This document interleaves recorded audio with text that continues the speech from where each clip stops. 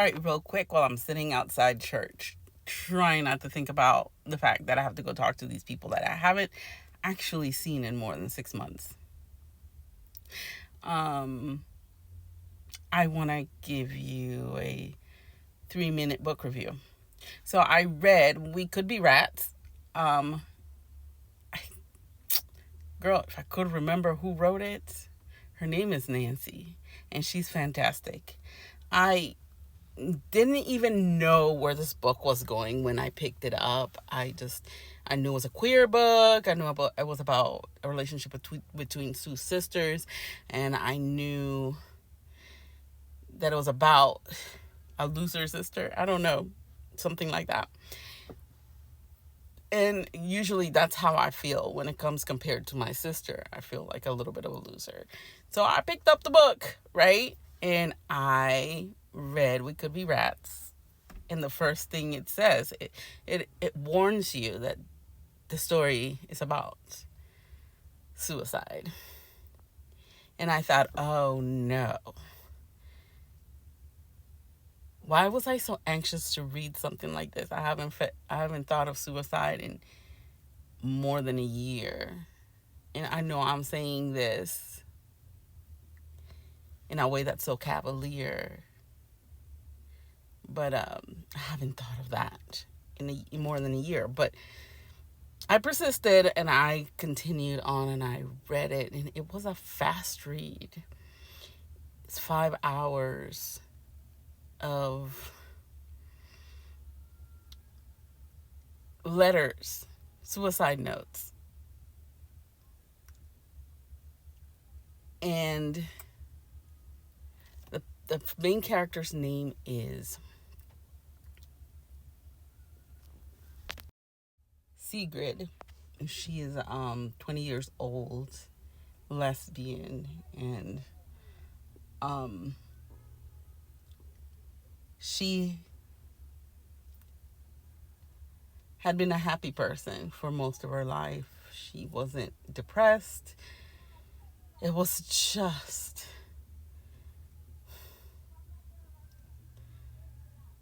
it doesn't even make sense why she even wanted to do this.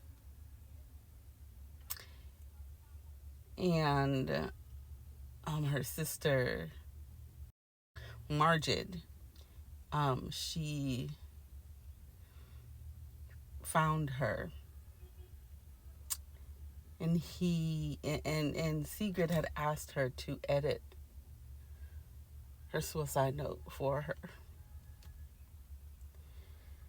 And so it's a series of attempts at writing the suicide notes over and over again until finally Margit just wrote her account of the suicide note. And we find out that Margit is sitting next to her sister in the hospital, just praying that her sister would survive. And the book, it's poignant look at how the thinking that you can remove yourself from this life and how it actually does affect the people around you. Margit had to get out of the car because the phone was overheating. But anyway, like I said, Margit was super traumatized about her sister. She thought she would die if her sister actually died. Her sister was in a coma, and she didn't know what she would do. She also didn't understand the reality she was at. It was really mostly about the trauma we put people in when we decide we want to self-exit. It's a very serious book about self-exiting, and it's funny and poignant at times. There are things that, an unhappy person with an unexamined life sometimes might have to deal with. because Sigrid was not sad. I mean, yeah, she's 20 years old, lives in a small town that doesn't accept her, and she works at the dollar store or that Dollar General, something like that. But it didn't necessarily mean, but she didn't feel like she was depressed. But there are things that happened to her that have affected her. And living a life unexamined sometimes is a problem. But we also explore the feeling you leave behind with the people that survive you and how you affect them. And her death or her attempt really affected the only other person that understood exactly where she was, her sister. But yeah, it was a very good book. It was insightful. I wasn't sure I was gonna like it with the introduction, but I pushed through, and it was just very good. It was worth the read. It's a little bit of a trigger at the beginning, but once we get to when Margaret is speaking for herself, is when we really understand the gist of the book. It may go a little bit long on the suicide attempts. It was like 17 or something like that of the suicide notes attempts or the self-exiting notes attempts. I really need to, TikTok is not gonna let y'all see this, but anyway, there was like 17 attempts at writing that note.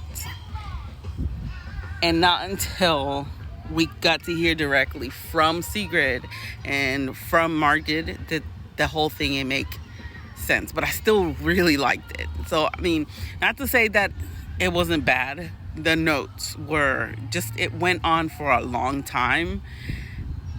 But it was still kind of the wait was worth it.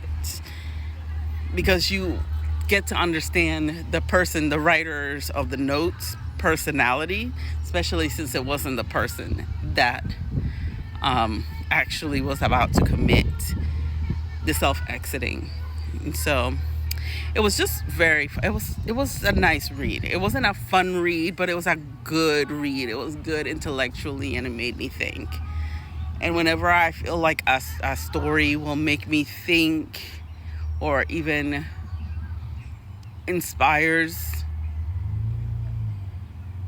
real thought, usually those are the ones that inspire a lot of my work. So I don't think I'll ever write about self-exiting because I think about it occasionally. Self-exiting is something that a person struggles with when with depression, and so I don't think I will ever write anything like that because I don't want to have to think about it, because if I do actually think about it, we don't really want to know. But anyway, it was good. It was worth the read. It was still worth the read, even if you want to read about Indiana born Midwestern white girls. It was still good. It was still a good book.